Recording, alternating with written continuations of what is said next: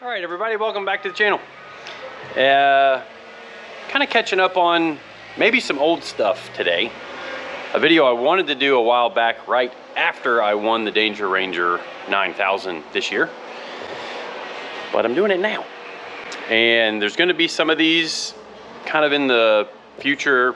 There's going to be some mixed in older content, like this content I'm actually filming, well, today. I think it's the Tuesday before Thanksgiving. So, see if we can get this out before Thanksgiving. Big happy Thanksgiving to everybody here in the States. A relevant day for giving thanks for all the stuff that we have, which I'm certainly thankful to be here in the United States of America. But we're going to talk about the old KSR Danger Ranger today and why it's fast. How cheated up is it? Is it cheated up? We'll figure that out today. Or at least we'll show you guys that today. And won't be too long before we have a little bit of a fleet going on down here with the old Danger Rangers. And I'll explain more of that in just a second.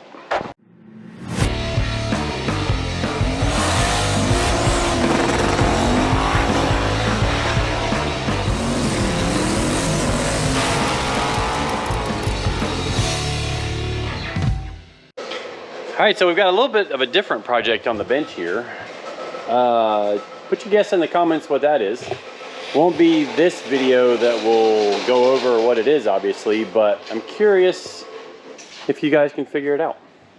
So leave us a comment down in the bottom. Give us a like, let us know that you like the video. And if you want some KSR merch, winwithksr.com. You can get yourself hats and shirts and stickers and all of our stuff that we have in stock. And we've got a little bit in stock because I haven't done videos in a little while. So we've kind of got an abundance of merch. And yeah, I'm gonna go ahead and tell Tad right now. We're gonna do 15% off for this week, rest of this week for Thanksgiving. So yeah, that's our Black Friday sale. By the time this video goes up, that will be taken care of. Eddie's making noise in the background, like... Some of us actually work. Hey, this is work. You know? It is work. Well, you haven't done it in like 2 months, so is it? What are you making? A little switch panel thing. A little switch panel mount? Switch panel frame. Switch panel mounting frame? Mounting frame. Where's the switch panel, the keypad? Because it looks pretty cool. So Grant went with a can keypad, which is pretty snazzy. So we've got all these buttons on here, right? Lots of buttons, and 15. I think they're multifunction. I don't know. Like I think you can cycle through, but there's 4 wires coming out of the back of it. So it works through the CAN protocol for the PDM. And it will do lots of cool things with just buttons. So we're mounting that. The panel area he's making, like that, is going to go at the top. So that is going to go up here at the top, and then we have an ABS intensity adjuster, I guess you could say. How much authority the ABS has to really reel in the wheel speed differences when you're on the brakes. Brake bias adjuster is going to be in there. The main power on and off switch, the fire handle, fire pole handle. Actually, no, the fire pole handle is on the chassis, isn't it? Yeah. So lots of cool things. If you see, look, CJ and Eddie called each other this morning. Made sure they wore the same t-shirts. You jealous? You want me to call you next time? No. Okay, I wasn't going to. Oh yeah, that's how it goes around here. A couple of the guys are already out for Thanksgiving. Which is cool. But when it comes to any rule racing, the project and everything starts right here on the computer. So when I first started thinking about going Ranger racing, I came and got on the computer, jumped on the Ford Ranger Wikipedia page. And what I was interested in first was horsepower. So I scrolled through, and naturally the newest models have the most horsepower. But unlike some people that have come and done the Ranger races, I can't afford to buy some brand new or nearly new Ford truck because they're expensive. Yeah, they make more horsepower. However, the next step in the formula for determining which vehicle I wanted to go race was the weight. So basically what I determined, and letting you guys in on my deal here, 2001 to 2012 Ford Rangers made 207 horsepower. So even up to 2000, they were only 160. You look back at the 3 liters, which 3 liters aren't actually, they're pretty good. 146, 154, 148 out of a 3 liter, which is barely behind the 4 liters from 98 to 2000. But this right here, 207 horsepower, 238 foot-pounds of torque. Yeah, that's, as you can tell, about the best as I was able to find. And through some more research in looking up the transmissions, there was a couple of different gear ratios available that came in 5-speed automatic. So that's what my truck has in it, is the 5R55E. So we got lots of gears, which is good. Keeps the engine up in its power range. And the next thing I was after, which I think might have been on a different page when I went to look, was I did some research on the suspension designs, and before the 2001s they had an I-beam front suspension.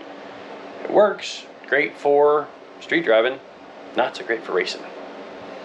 Like, just at least not so great for circle track racing. They don't have any real adjustability in them.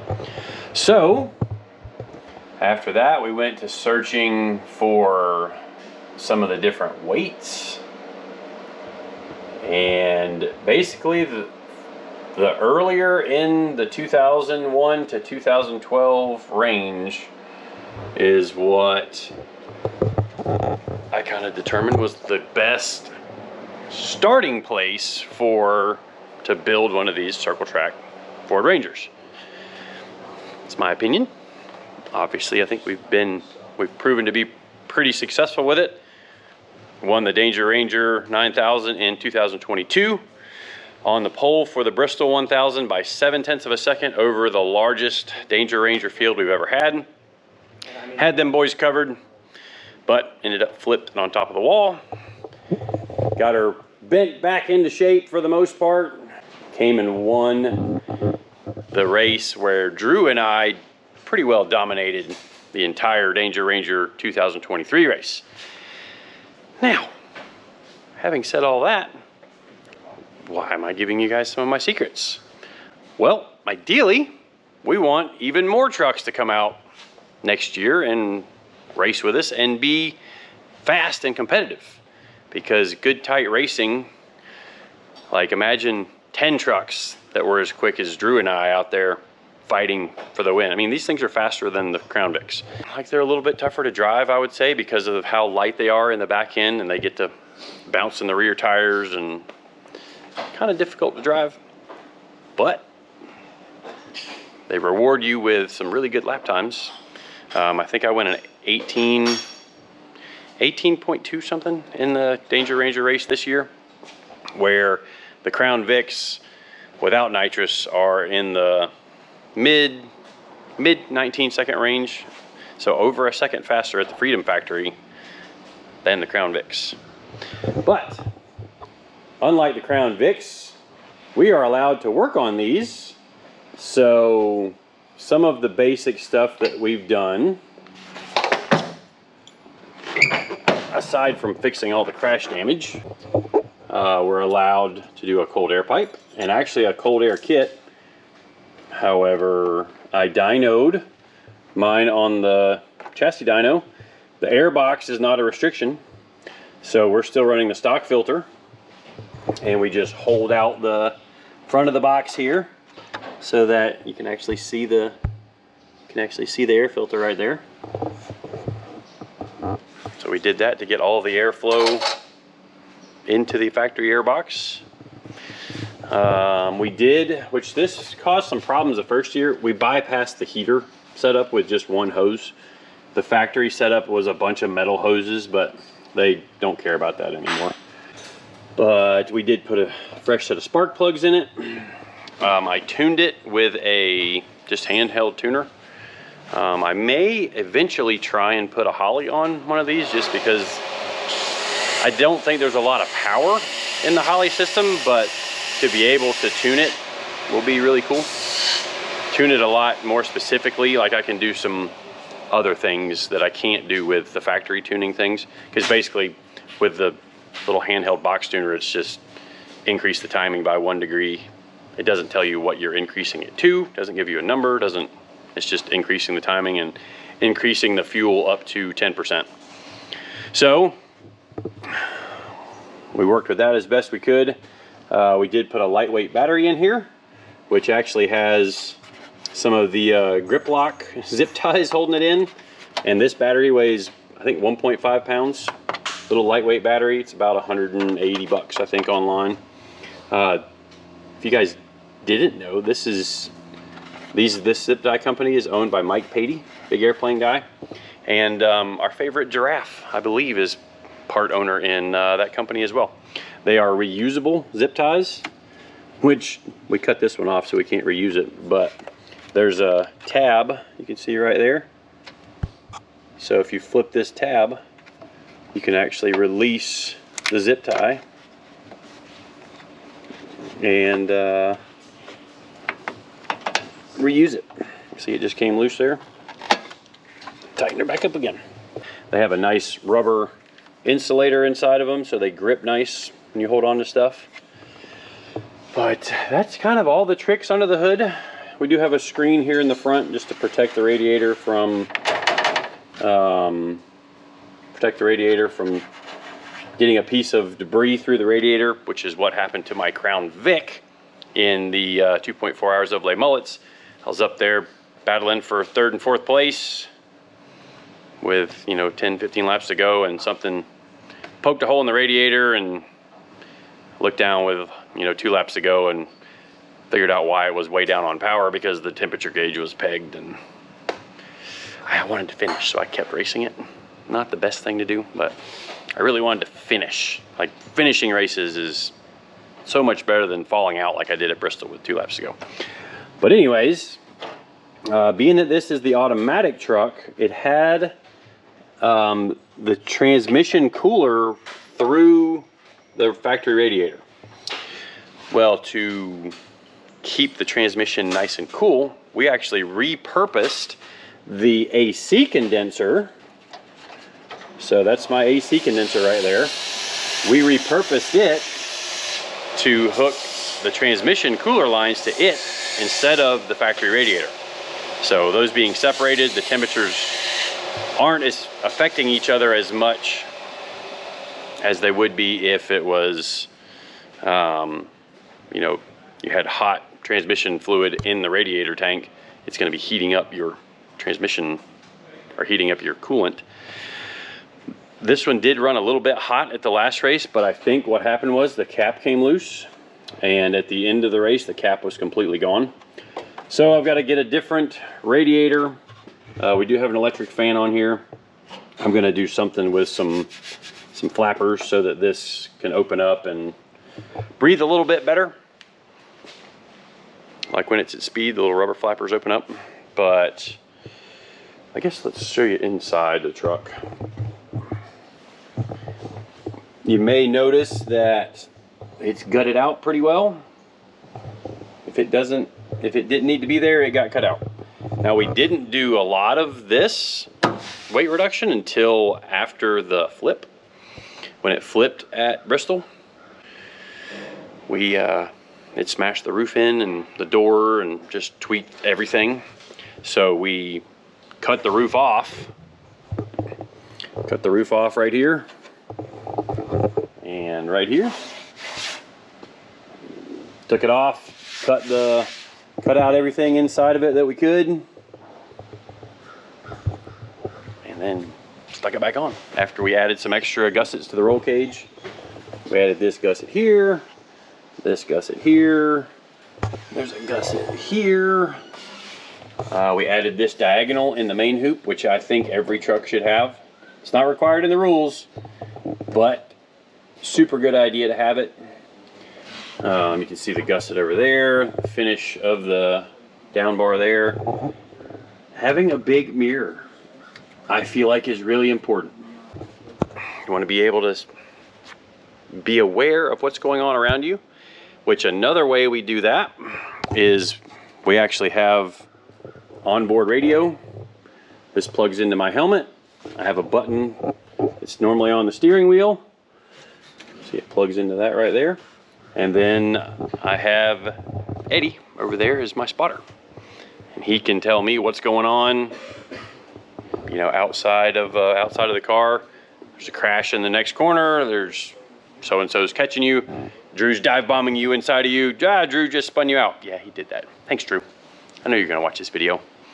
Drew's truck is actually on the other side of that wall over there because he hasn't taken it back home yet after the last Danger Ranger race.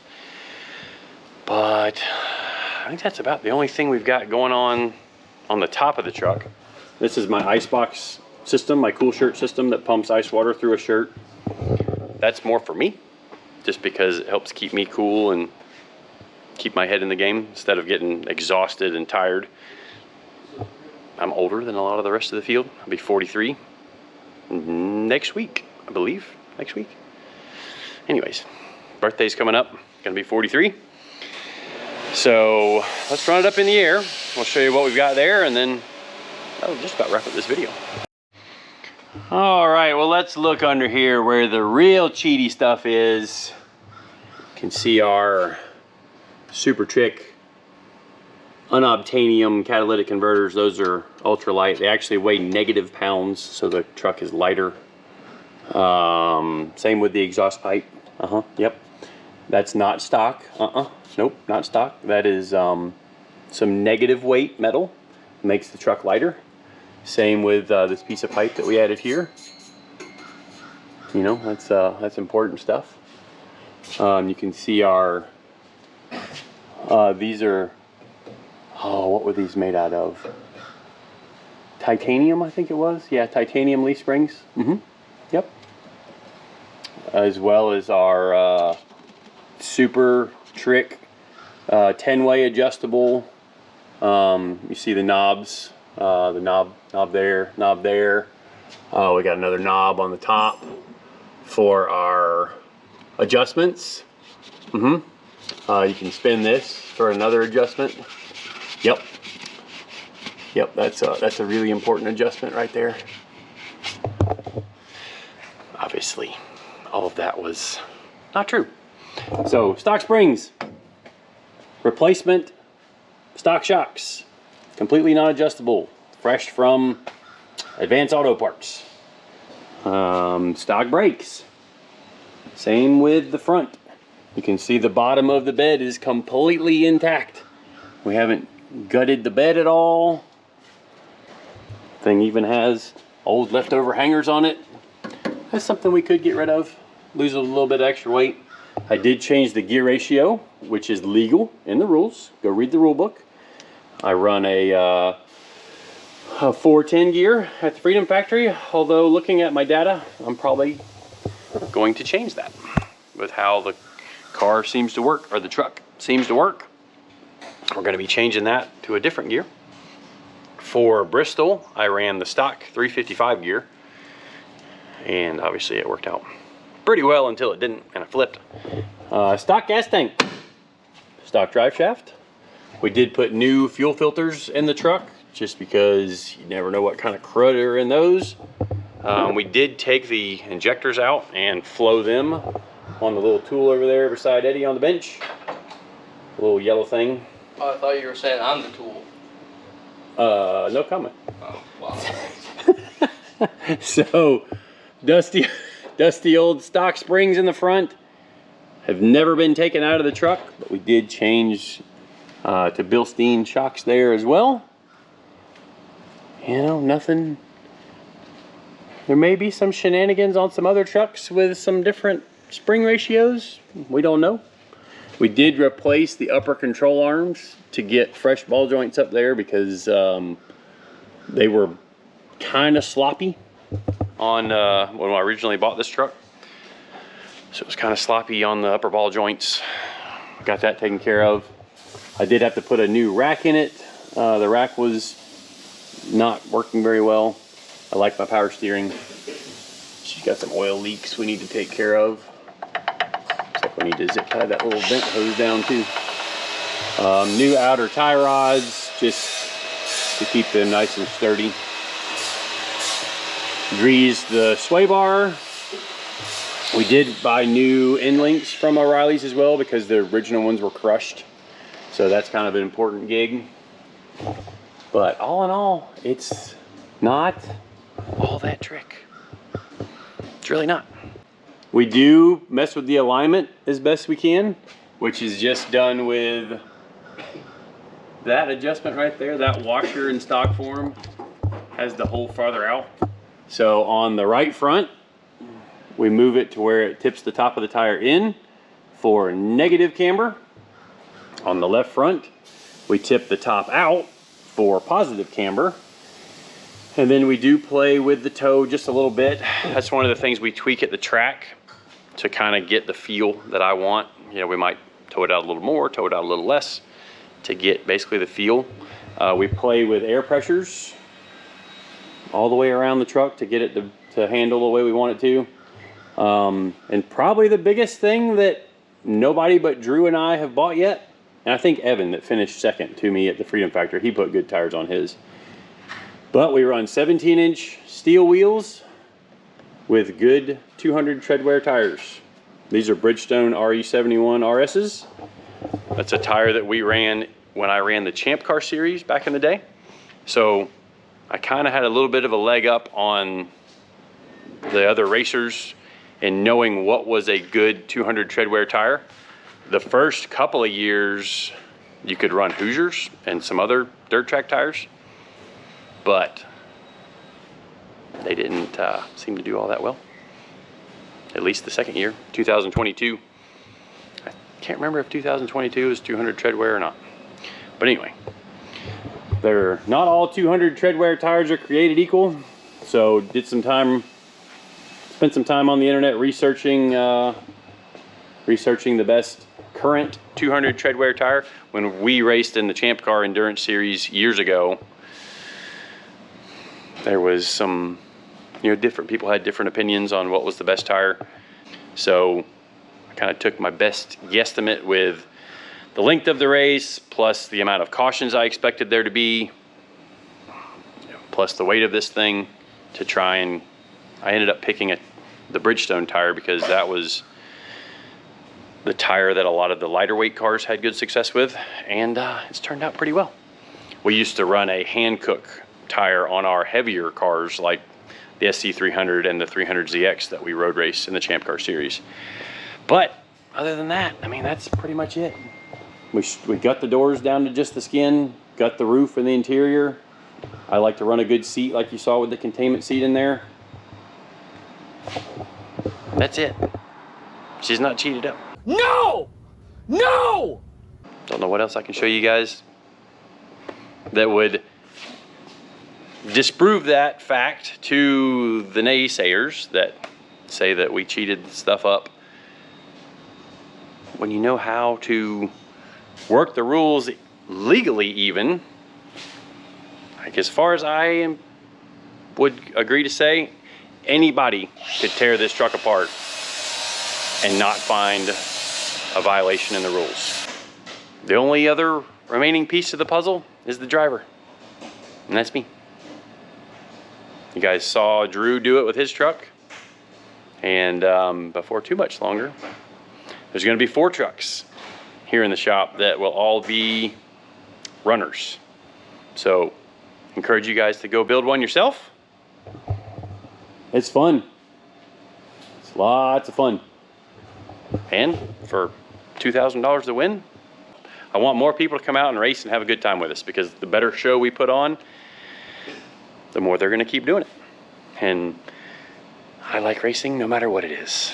Anything, any race car that I can jump in and afford to have, I'm going to have, which is why I have stuff like this instead of really expensive road race cars like the Viper or anything else like that. But that's going to do it for this video.